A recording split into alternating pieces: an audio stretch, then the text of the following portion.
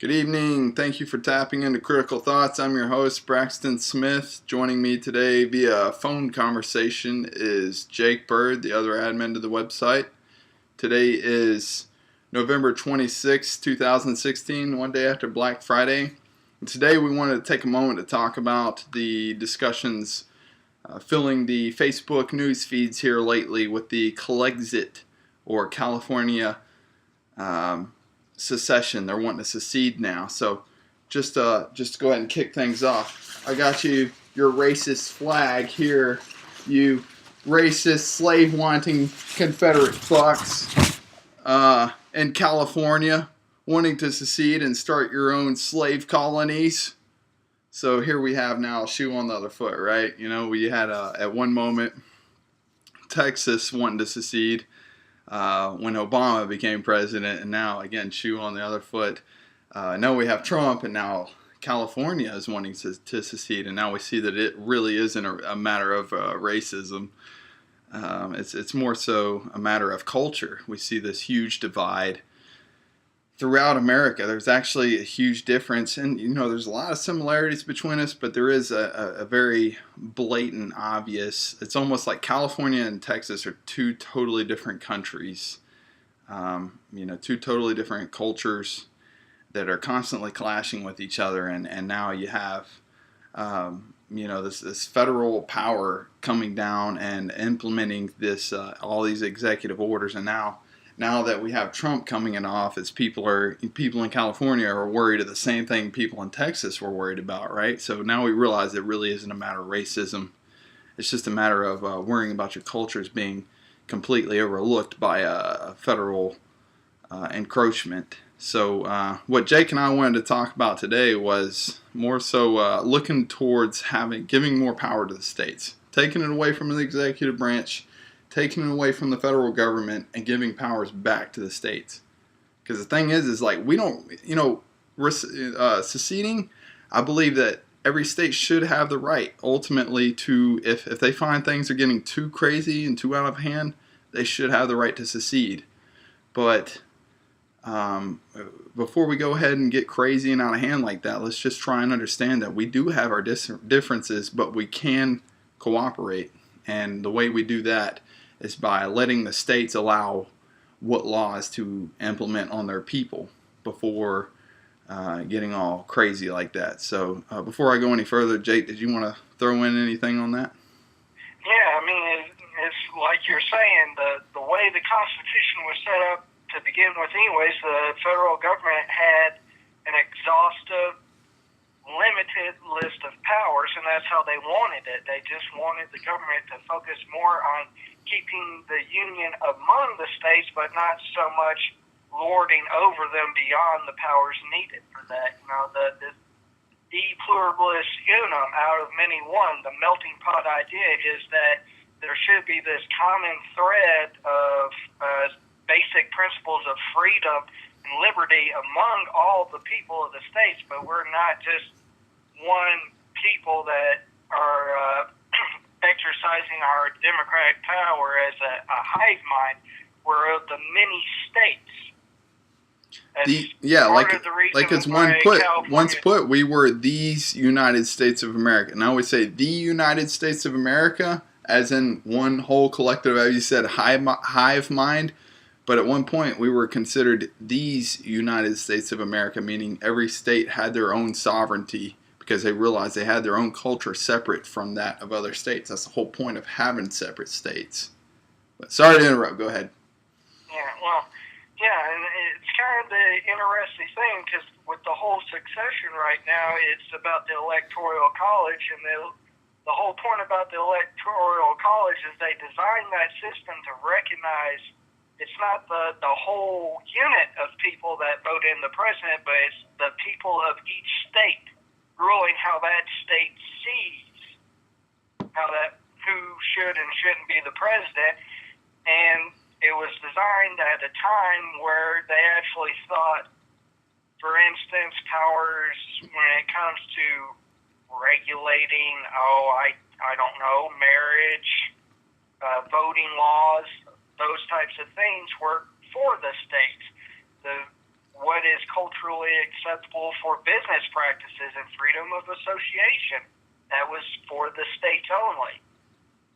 And, that what you have to realize is now with this idea that we should be all one united public without these different cultures, whenever there's a popular swing, left, right, authoritarian, libertarian, and it swings that way, a vast majority of people are going to be upset, terrified, possibly just dejected about the situation, and all you're going to do is keep that talk of the pendulum swinging. It'll just keep rocking it harder and faster each time.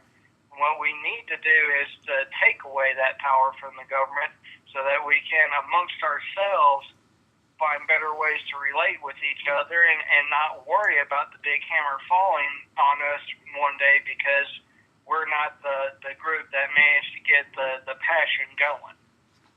Right. It's just like this whole huge throwdown. Time and again, we have this huge split. It's like, what was the last thing? Last thing I can think of off the top of my head anyways is what we should or shouldn't do about guns.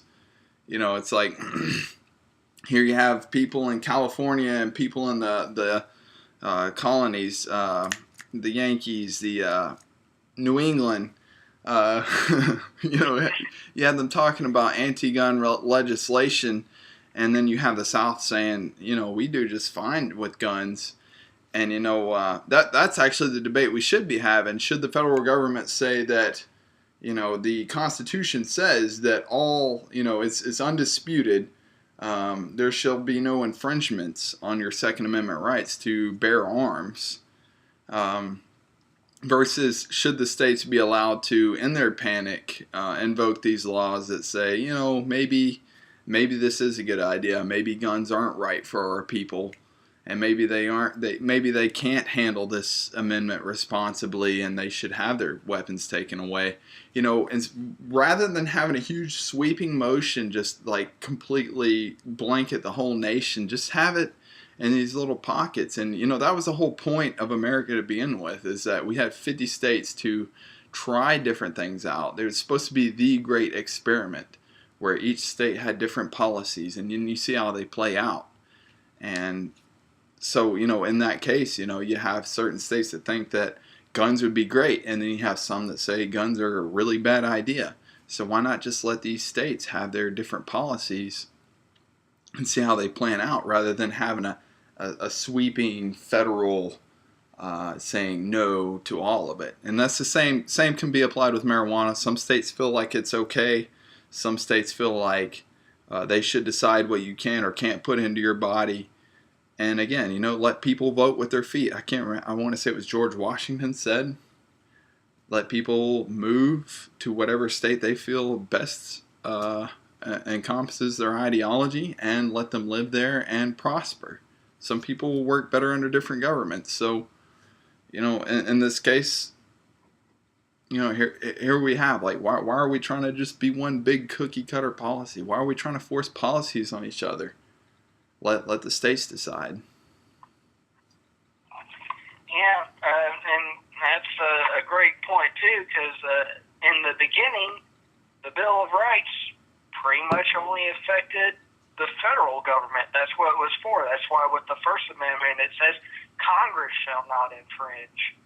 It doesn't say it's completely uninfringible across all the states, because they weren't really for sure what should and should not be the limits, as far as beyond what's fighting words and things of that nature. And another one is criminal cases are held with a trial by jury, but it just says trial by jury.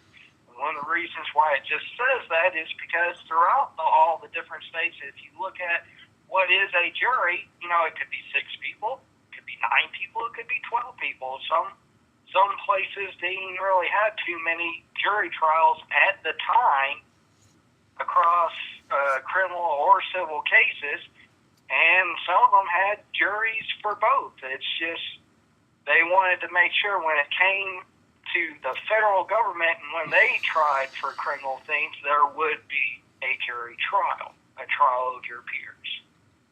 But as far as the states were concerned, that was for those people to decide what was best for them. Yeah, so yeah, bringing everything back full circle though, it's like the last thing I really want to see. Like, granted, I don't relate with California so much, and when they talk about Colexit, I'm just like, yes, please. But at the same time, they're still Americans. They're still our people. At the end of the day, it's like I'm pretty sure that we can relate with them more than we can relate with a lot of people. It's just like the whole Venn diagram. Like, this is something I wanted to point out actually at the very beginning of this video was, you have your conservatives and you have your libertarians, or you have your conservatives, you have your liberals, and then you have the libertarians in the middle of the Venn diagram. How they overlap. You have the overlapping of the two circles, and in the middle you'll find the libertarians there that just kind of relate with all the liberties of both sides. And it's just saying that, why don't we just come together? We have to have that middle ground, right? Liberals and conservatives both have to have that middle ground where they mingle. And that's basically where we come in, because conservatives and liberals both have their areas where they believe that freedom is a necessity. And libertarians like, both sides of that, and that is where they are encompassed in that Venn diagram. And so, again, I say that even in California, there's certain freedoms they appreciate. Like, just recently, they were just like, hey, they voted to legalize marijuana. We're all about that. We're all about legalizing all drugs, as a matter of fact. But, marijuana is a start. Actually, I'd like to just see it decriminalized entirely. But, so that just goes to show that California can be reasoned with. They can be, they're salvageable. So it just comes back to, let's just leave the power, most of this legislation should be left in the hands of the state. The federal government should really only be responsible for huge things like national defense. Like, when do we go to war? That's, international policies. That's when the federal government should come to hand. This whole bullshit about what the limit should be on tobacco, the bare minimum of when can people start smoking, when can people start drinking, what products can people consume, like, that is not up to the federal government to decide. That should be left to the state and local officials to decide what is best for their culture, what works best for the individual areas. So actually, that's about all I have for this video. Did you have any more input for this, Jake? Yeah, well, like you said, I mean, even I think California is pretty squirrely at times as far as its people goes, but I think there's more to them that were alike than different. And I mean, if it's really irreconcilable, the differences that we have, should they succeed, that's up to them, but I would rather us try to come together and actually limit the overarching powers so we can all coexist together and, try to move forward the best way we can. Yeah, because when it comes down to it, they are the biggest electoral college. So, if they were to leave, Republicans would be on a streak indefinitely. That for decades they'd be the ones to go. I really don't think it's going to go through. Just like Montana, Texas, they both have talked again and again about secession, but ultimately they come to the conclusion things aren't bad enough, and everybody comes down from that whole cliff. They come down from the cliff or the bridge or the building and realize that they were just overcome with emotion. They're still upset about it, obviously, but they come to the cold hard logic that maybe they were overreacting a little bit, and they'll just see how things go. But I totally support their right to also secede. That's the one final thing I wanted to put out, is that worst come to worst, every state should have the right to secede. If they feel like this country is going off a cliff, they shouldn't be just another lemming in the pack to jump off with the rest. They should have the right to say that this ship is sinking.